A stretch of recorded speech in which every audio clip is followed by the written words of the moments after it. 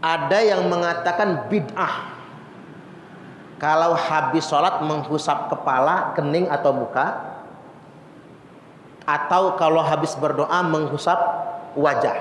Hukumnya bid'ah. Gara-gara ada yang membid'ahkan kalau habis sholat menghusap kening atau muka itu, maka kita sekarang jadi sungkan habis salam itu menghusap, kan begitu. Termasuk sekarang ini aliran Wahabi itu habis doa aja mereka nggak usap muka. Habis doa itu merasa sunnah banget mereka itu, Pak. Kita yang mengusap muka ini bid'ah bagi mereka. Sudah sedemikian rupa. Bahkan ada di antara mereka malahan kalau doa nggak ngangkat tangan. Kalau doa begini. Kalau kita mah doa anteng ngangkat tangan, dia mah nggak mau ngangkat tangan. Itu aliran Wahabi. Makanya jangan ikut Wahabi. Recok hidup ini, Pak. Kalau ikut-ikutannya kayak gitu. Karena mengapa? Mereka itu nggak ikut ulama. Itulah kalau beragama nggak ikut ulama. Itu berbahaya sekali. Baik, saya akan bacakan beberapa keterangan. Pertama, keterangan dari Imam Nawawi rahimahullah dalam dua kitab beliau, yakni yang pertama Al-Majmu' Syarhul Muhadzab. Kitabnya tebal sekali berjilid-jilid, atau di kitab beliau yang tipis Al-Adhkar. Yani keterangan begini, wa min adabid du'ai kaunuhu fil awqati wal amakini wal ahwali syarifah. Dan bagian dari adab-adab berdoa, termasuk etika berdoa, akhlak dalam berdoa, yakni hendaklah seseorang itu berdoa pada waktu-waktu, pada tempat-tempat, dan dalam keadaan yang dimuliakan. Waktu misalnya habis sholat, kemudian yang berikutnya tempat, misalnya di multazam atau di masjid, dalam keadaan misalnya sepertiga malam yang terakhir, misalnya waktu-waktu dan keadaan serta tempat yang mulia. Etika yang berikutnya wastiqbalul qiblah, hendaklah berdoa itu menghadap kiblat. Makanya kita berdoa itu jangan lupa Pak ngadap kiblat.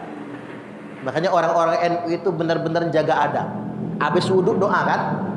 Doanya ngadap kiblat, jaga adab.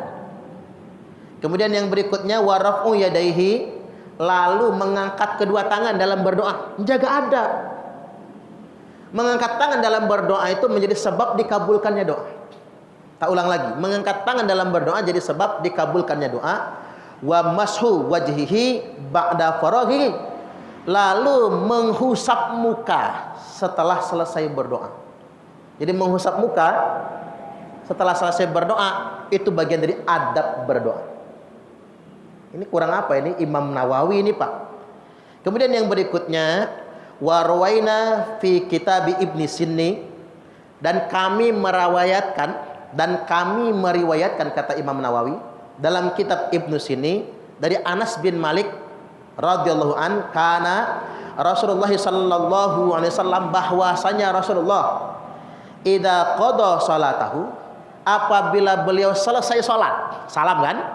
Apabila beliau selesai salat, masaha jabhatahu, beliau menghusap jidatnya. Menghusap jidatnya biyadihil yumna, dengan tangan kanan.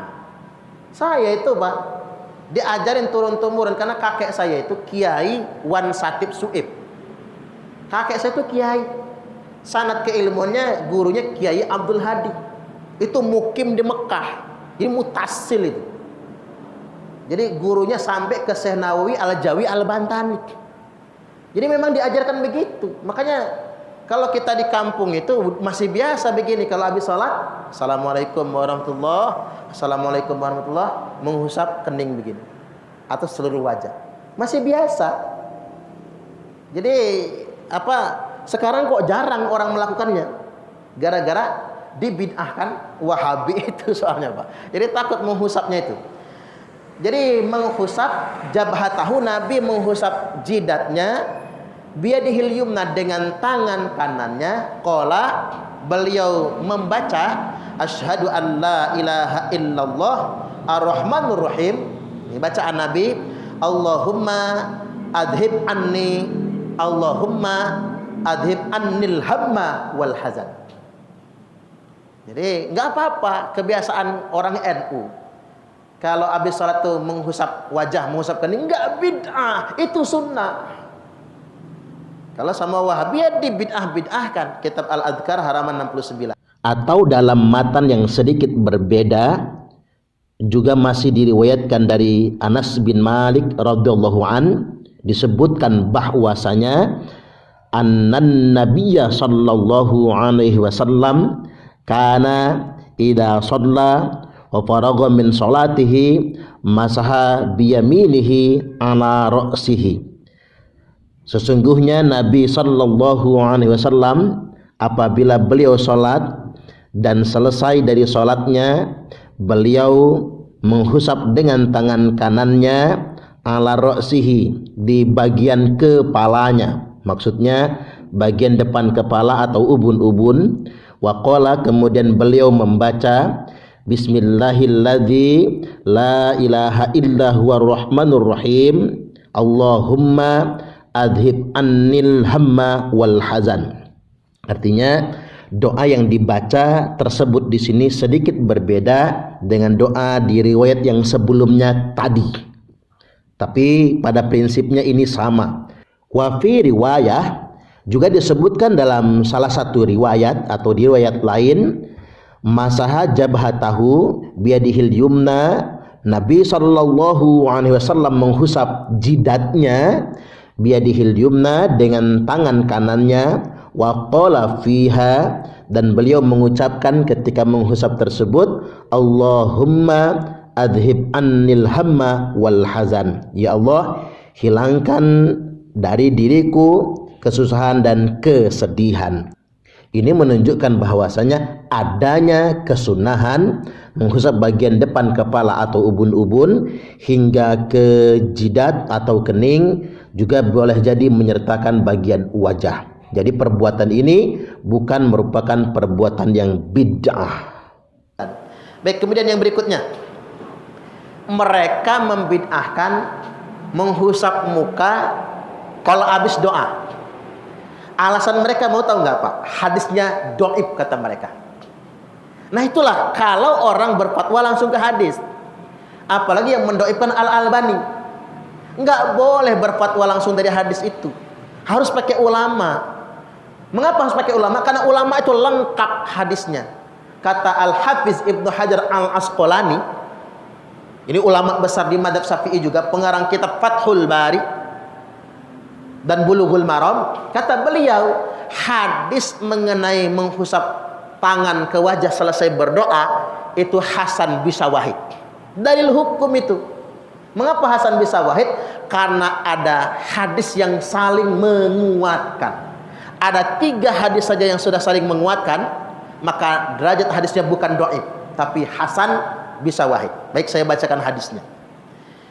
Diriwayatkan bahwasanya yang pertama dari Abdullah bin Umar radhiyallahu anhuma, karena Rasulullah sallallahu alaihi wasallam, bahwasanya Rasulullah sallallahu alaihi wasallam idza rafa'a yadayhi fid du'a, apabila mengangkat kedua tangannya di dalam berdoa, lam yahuttuhuma hatta yamsaha bihima wajhah, beliau tidak akan menurunkan tangannya sehingganya menghusap wajahnya terlebih dahulu.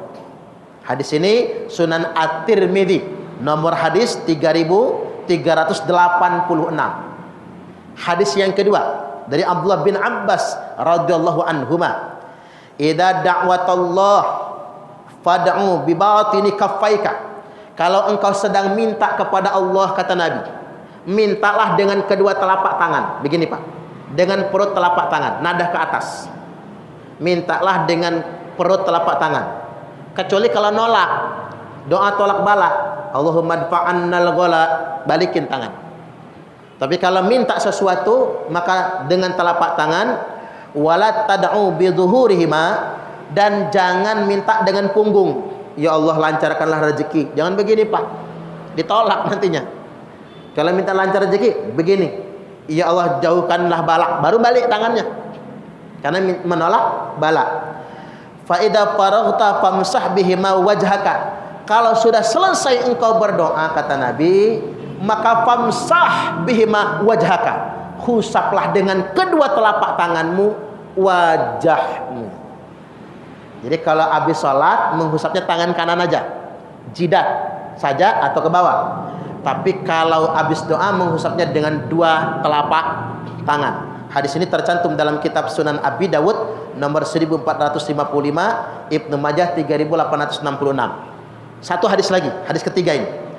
Anan Nabiyya sallallahu alaihi wasallam, dari Yazid radhiyallahu an, sesungguhnya Nabi sallallahu alaihi wasallam kana idza da'a, apabila beliau berdoa, farafa'a yadayhi, beliau mengangkat kedua tangannya, masaha wajahahu biyadaihi, beliau menghusap wajahnya dengan kedua tangannya.